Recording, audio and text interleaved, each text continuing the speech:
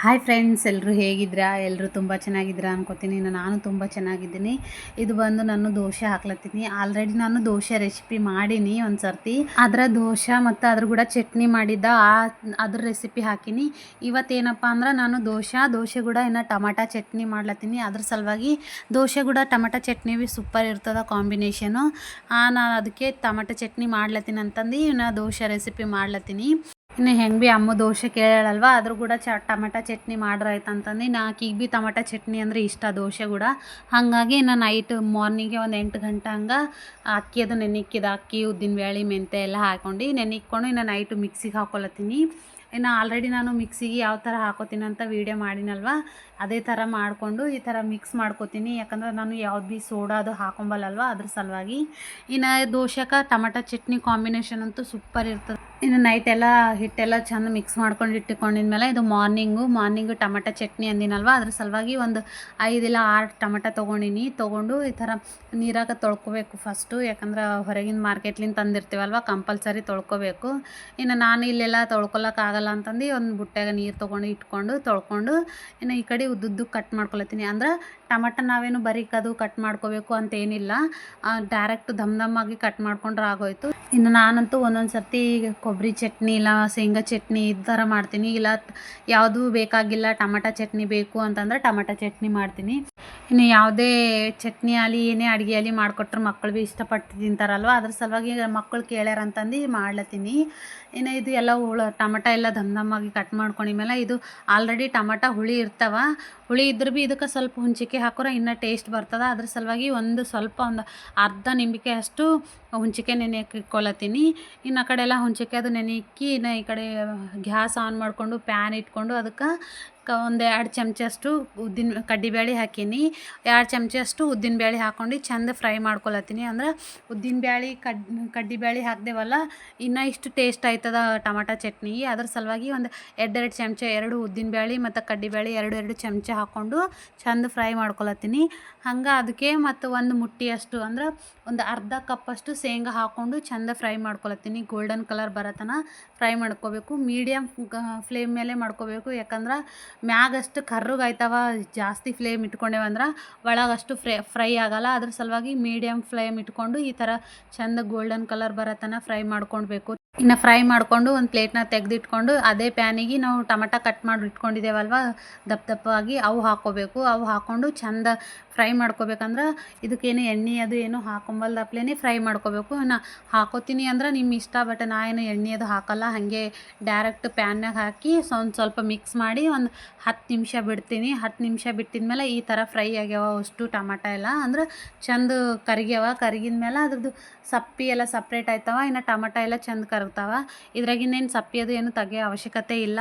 ಇನ್ನು ನಾನು ಚೆಂದ ಫ್ರೈ ಅದು ಮಾಡ್ಕೊಂಡಿದ್ಮೇಲೆ ಅದು ಆರ್ಲಕ್ಕಂತ ಇಟ್ಟಿನಿ. ಟಮಾಟ ಆರತನ ಈ ಕಡೆ ರಾತ್ರಿ ಹಿಟ್ಟು ರುಬ್ಕೊಂಡು ಕಲ್ಸ್ಕೊಂಡು ಇಟ್ಕೊಂಡಿನಲ್ವ, ನೋಡ್ಬೋದು ಈಗ ಯಾವ ಥರ ಉಬ್ಬ್ಯದಂತ. ಅಂದ್ರೆ ಈಗ ಸ್ವಲ್ಪ ಬಿಸಿಲು ಅದಲ್ವ, ಅದ್ರ ಸಲುವಾಗಿ ಈ ಸರ್ತಿ ಜಾಸ್ತಿನೇ ಉಬ್ಬ್ಯದ. ಹೋದ್ವಾಲಿನ್ಕನ್ನ ಇದಕ್ಕೇನು ನಾನು ಸೋಡಾ ಹಾಕಿಲ್ಲ, ಏನು ಹಾಕಿಲ್ಲ. ಸ್ವಲ್ಪ ಬಿಸಿಲು ಜಾಸ್ತಿ ಇತ್ತು ಅಂದರೆ ಹಿಟ್ಟು ಚೆಂದ ಉಬ್ಕೊಂಡು ಬರ್ತದೆ. ಸ್ವಲ್ಪ ತಣ್ಣಗೂ ಹಂಗಿತ್ತು ಅಂದರೆ ಹಿಟ್ಟು ಜಾಸ್ತಿ ಉಬ್ಬಲ್ಲ. ಇನ್ನು ಆವಾಗಂತೂ ಸ್ವಲ್ಪ ಕಡಿಮೆ ಬಿಸಿಲಿತ್ತು ಅಂತಂದು ಉಬ್ಬಿದಿಲ್ಲ. ಈ ಸರ್ತಿ ಬಿಸಿಲು ಜಾಸ್ತಿ ಅದಲ್ವ, ಹಾಗಾಗಿ ಜಾಸ್ತಿ ಉಬ್ಕೊಂಡು ಬಂದದ. ಅಂದ್ರೆ ಮೇನ್ ಇದಕ್ಕೆ ಹೀಟ್ ಹೆಚ್ಚಿಗಿತ್ತು, ಗರ್ಮಿ ಹೆಚ್ಚಿಗಿತ್ತು ಅಂದ್ರೆ ಚೆಂದ ಉಬ್ಕೊಂಡು ಬರ್ತದೆ ಯಾವುದೇ ಹಿಟ್ಟಾಗಲಿ. ಹಾಗಾಗಿ ಈ ಥರ ಚೆಂದ ಉಬ್ಬಿದ್ಮೇಲೆ ಬೊಗಣಿ ಫುಲ್ ಆಗಿತ್ತು ಹಿಟ್ಟಂತೂ. ಇನ್ನೂ ಒಂದು ಗಂಟೆ ಹಂಗೆ ಬಿಟ್ಟರು ಫುಲ್ ಹೊರಗೆ ಬರ್ತಿತ್ತು, ಆ ಥರ ಆಗಿತ್ತು ಹಿಟ್ಟು. ಇದನ್ನು ಚೆಂದ ಕಲಿಸ್ಕೊಳತ್ತೀನಿ. ಅಂದ್ರೆ ಅದೆಲ್ಲ ಉಬ್ಕೊಂಡು ಬಂದದಲ್ವ, ಅದೆಲ್ಲ ಕಲಸ್ರೆ ಇನ್ನೂ ಸ್ವಲ್ಪ ಒಳಗೆ ಹೋಯ್ತದೆ, ಹಿಟ್ಟು ಕಡಿಮೆ ಆಯ್ತದ. ಹಾಗಾಗಿ ಚೆಂದ ಕಲಿಸ್ಕೊಂಡು ಇನ್ನೊಂದು ಬೊಗಣೆಗೆ ತೆಕ್ಕೊಳತ್ತೀನಿ. ಅಂದ್ರೆ ಸಪ್ರೇಟ್ ಈಗಿನ ಸಲುವಾಗಿ ಈಗ ಹಾಕ್ಲಕ್ಕಂತಂದು ಹಿಟ್ಟು ಸಪ್ರೇಟ್ ತೆಗ್ದು ಅದಕ್ಕೊಂದಿಷ್ಟು ಉಪ್ಪು ಹಾಕ್ಕೊಂಡು ಚೆಂದ ಮಿಕ್ಸ್ ಮಾಡ್ಕೊತೀನಿ. ಸ್ವಲ್ಪ ನೀರದು ಹಾಕ್ಕೊಂಡು ಚೆಂದ ಮಿಕ್ಸ್ ಮಾಡ್ಕೊಂಡೇವಿ ಅಂದ್ರೆ ಉಪ್ಪು ಭೀ ಕರಗ್ತದೆ. ಇನ್ನು ಈಗ ಎಷ್ಟು ಬೇಕೋ ಅಷ್ಟು ಹಾಕ್ಕೊಂಡು ದೋಸೆ ಹಾಕೊಳ್ಳೋಕೆ ಬರ್ತಂತ ಸಪ್ರೇಟ್ ಬೊಗಣೆ ತೆಗೆದು ಇಟ್ಕೋಬೇಕು. ಯಾಕಂದ್ರೆ ನಾನು 2 ದಿನ ಸಲುವಾಗಿ ಕಂಪಲ್ಸರಿ 2 ದಿನ ಸಲುವಾಗಂತೆ ಯಾವಾಗ ಭೀ ಹಾಕ್ತೀನಿ. ಹಾಕೋ ಟೈಮಿಗೆ ಇಲ್ಲ ಇದ್ರ ಭೀ ಇರ್ತದೆ, ಇನ್ನೊಂದು 2 ದಿನ ಬಿಟ್ಟು ಹಾಕ್ಲಾಕ ಬರ್ತದೆ. ಮಕ್ಕಳಿಗೆ ಮಾರ್ನಿಂಗ್ ಟಿಫಿನ್ಗಾದ್ರೂ ಭೀ ಇಲ್ಲ ಈವ್ನಿಂಗ್ ಸ್ನ್ಯಾಕ್ಸ್ ಸಲುವಾಗಾದ್ರೂ ಭೀ ಏನಾರ ಮಾಡ್ಕೊಳ್ಳ ಬರ್ತಂತ ಹೆಚ್ಚಿಗೆ ನೆನೆ ಹಾಕ್ತೀನಿ. ಅದೆಲ್ಲ ಹಿಟ್ಟೆಲ್ಲ ಕಲಿಸ್ಕೊಂಡು ಎಲ್ಲ ಮಾಡಿ ಈ ಬಾಜು ಇಟ್ಟು ಈಚೆ ಕಡೆ ನಾನು ಕಡ್ಡಿಬೇಳೆ ಉದ್ದಿನಬೇಳೆ ಮತ್ತು ಶೇಂಗಾ ಹುರ್ಕೊಂಡಿನಲ್ವ ಅದು ಮಿಕ್ಸಿಗೆ ಹಾಕೊಳತ್ತೀನಿ ಫಸ್ಟು. ಯಾಕಂದ್ರೆ ಅದು ಕಡ್ಡಿಬೇಳೆ ಅವೆಲ್ಲ ಚಂದ ಮಿಕ್ಸಿ ಆಗಲ್ಲ, ಎಲ್ಲ ಒಮ್ಮೆಗೆ ಮಿಕ್ಸ್ ಹಾಕ್ಕೊಂಡ್ರು. ಅದ್ರ ಸಲುವಾಗಿ ಫಸ್ಟ್ ಅವು ಮಿಕ್ಸಿಗೆ ಹಾಕ್ಕೊಂಡಿದ್ಮೇಲೆ ಅದು ಒಂದು ಮಿಕ್ಸ್ಗೆ ಹಾಕಿದ್ಮೇಲೆ ಇನ್ನು ಹಿಂದಿನ ಸರಿ ಟಮಾಟ ಫ್ರೈ ಮಾಡ್ಕೊಂಡಿದ್ವಲ್ವ, ಟಮಾಟ ಅದು ಫ್ರೈ ಮಾಡ್ಕೊಂಡು ಟಮಾಟ ಹಾಕ್ಕೊಂಡು ಮತ್ತು ಒಂದು ಸ್ವಲ್ಪ ಕೊತ್ತಂಬರಿ ಮತ್ತು ಅರಿಶಿಣ, ಇಷ್ಟು ಖಾರ, ಒಂದು 2 ಚಮಚ ಖಾರ ಹಾಕ್ಕೊಂಡು ಮತ್ತು ಅದಕ್ಕೆ ಒಂದು ಎಷ್ಟು ಬೇಕಷ್ಟು ಅಂದ್ರೆ 1 ಚಮಚ ಅಷ್ಟು ಉಪ್ಪು ಹಾಕ್ಕೊಂಡು ಒಂದು ಸ್ವಲ್ಪ ಜೀರಿಗೆ, ಒಂದು 1/4 ಚಮಚ ಅಷ್ಟು ಜೀರಿಗೆ ಹಾಕ್ಕೊಂಡು ಇನ್ನು ಹುಂಚಿಕಾಯಿ ನೆನಿಕ್ಕೊಂಡಿನಲ್ವ, ಹುಂಚಿಕಾಯಿ ನೆನಿಕ್ಕಿದ್ದು ಹುಂಚಿಕಾಯಿ ಅಷ್ಟೇ ಹಾಕ್ಲತ್ತೀನಿ, ನಾನು ನೀರು ಹಾಕ್ಲತ್ತಿಲ್ಲ. ಯಾಕಂದ್ರೆ ಆಲ್ರೆಡಿ ಟಮಾಟ ಮೆತ್ತಗೆ ಇರ್ತಾವಲ್ವ, ಅದ್ರಾಗಿಂದ ನೀರು ಬಿಡ್ತಾವೆ. ಮತ್ತು ಜಾಸ್ತಿ ನೀರು ಹಾಕ್ದೇವಂದ್ರೆ ಫುಲ್ ಅಳಸಾಯ್ತದ. ಅದ್ರ ಸಲುವಾಗಿ ಒಣ ಹುಂಚಿಕಾಯಿ ನೆನಿಕ್ಕಿನ ಹುಂಚಿಕಾಯಿ ಅಷ್ಟೇ ಹಾಕ್ಕೊಳತ್ತೀನಿ. ಹಾಕ್ಕೊಂಡು ಚಂದ ಮಿಕ್ಸಿ ಮಾಡ್ಕೋಬೇಕಂದ್ರೆ ದಪ್ಪಗೇನಲ್ಲ, ಅಷ್ಟೊಂದು ಬರಿಕ್ ಭೀ ಇಲ್ಲ, ಮೀಡಿಯಮ್ ಆಗಿ ಮಾಡ್ಕೋಬೇಕು. ಅಂದ್ರೆ ಆನು ಆಫ್ ಮಾಡ್ಕೊಂಡೇವಿ ಅಂದ್ರೆ ಜಲ್ದಿ ಆಯ್ತವ. ಅದ್ರ ಸಲುವಾಗಿ ಈ ಥರ ಮಾಡ್ಕೊಂಡೀನಿ. ನನಗೆ ಇನ್ನೂ ಯಾಕೋ ಪೇಸ್ಟ್ ಕಮ್ಮಿ ಅನ್ನಿಸ್ತು, ಅದ್ರ ಸಲುವಾಗಿ ಇನ್ನೊಂದು ಸ್ವಲ್ಪ ಮಿಕ್ಸಿಗೆ ಹಾಕ್ಕೊಳತ್ತೀನಿ. ನೋಡ್ಬೋದು ಯಾವ ಥರ ಹಾಕ್ಕೊಂಡಿನಿ ಅಂತ. ಈ ಥರ ಆದ್ರೆ ಆಗೋಯ್ತು. ಪೂರ್ತಿ ಪೇಸ್ಟ್ ಭೀ ಅಲ್ಲ, ಪೂರ್ತಿ ದಪ್ಪ ಭೀ ಅಲ್ಲ, ಮೀಡಿಯಮ್ ಆಗ್ಯದ. ಇನ್ನು ಮಿಕ್ಸಿಗೆ ಹಾಕ್ಕೊಂಡಿದ್ದೆಲ್ಲ ತೆಕ್ಕೋಬೇಕು. ಒಂದು ಬೌಲ್ನಾಗ ತೆಕ್ಕೊಂಡು ಇನ್ನು ಇದಕ್ಕೆ ಬೇಕಂದ್ರೆ ಮಿಕ್ಸಿ ಜಾರ್ ಇರ್ತದಲ್ವ, ಅದಕ್ಕೂ ಸ್ವಲ್ಪ ನೀರು ಹಾಕ್ಕೊಂಡು ಅದೆಲ್ಲ ತೊಳ್ಕೊಂಡು ಹಾಕ್ಕೊಳ್ಬೇಕು. ಹಾಕ್ಕೊಂಡಿದ್ಮೇಲೆ ಈ ಥರ ಅಂದ್ರೆ ತೋಲ್ ಗಟ್ಟಿ ಭೀ ಇಲ್ಲ, ತೋಲ್ ಅಳಸ್ ಭೀ ಇಲ್ಲ, ಈ ಥರ ಮಾಡ್ಕೊಂಡ್ರೆ ಆಗೋಯ್ತು. ಇನ್ನು ಇದಕ್ಕೆ ಬಗಾರ್ ಹಾಕ್ಕೋಬೇಕು. ಅದ್ರ ಸಲುವಾಗಿ ನಾನು ಗ್ಯಾಸ್ ಹಚ್ಕೊಂಡು ಅದ್ರ ಮೇಲೆ ಒಂದು ಸಣ್ಣದು ಪ್ಯಾನ್ ಇಟ್ಕೊಂಡಿನಿ. ಪ್ಯಾನ್ ಇಟ್ಕೊಂಡು ಇನ್ನು ಇದಕ್ಕೆ ಬಗಾರ್ ಹಾಕೋ ಸಲುವಾಗಿ ಸ್ವಲ್ಪ ಎಣ್ಣೆ ಹಾಕ್ಕೊಳತ್ತೀನಿ. 1 ಚಮಚ ಅಷ್ಟು, ಜಾಸ್ತಿ ಏನು ಎಣ್ಣೆ ಅವಶ್ಯಕತೆ ಇರಲ್ಲ ಇದಕ್ಕೆ. ಒಂದು ಸ್ವಲ್ಪ ಎಣ್ಣೆ ಹಾಕ್ಕೊಂಡು ಇನ್ನು ಜೀರಿಗೆ ಸಾಸಿವೆ ಮಿಕ್ಸ್ ಮಾಡ್ಕೊಂಡಿರ್ತೇವಲ್ವ, ಅದು ಹಾಕ್ಕೊಂಡು ಇನ್ನು ಒಣಮೆಣ್ಸಿನ್ಕಾಯಿ ಹಾಕ್ಕೊಳತ್ತೀನಿ. ಇನ್ನು ಸ್ವಲ್ಪ ಅಡುಗೆ ಮಾಡತ್ರ ಮ್ಯಾಗ ಹಾರ್ತದಂತ ಅಂಜಿಕಿನಿ, ಅದ್ರ ಸಲುವಾಗಿ ದೂರ ಹಾಕೋತಾ ಇರ್ತೀನಿ.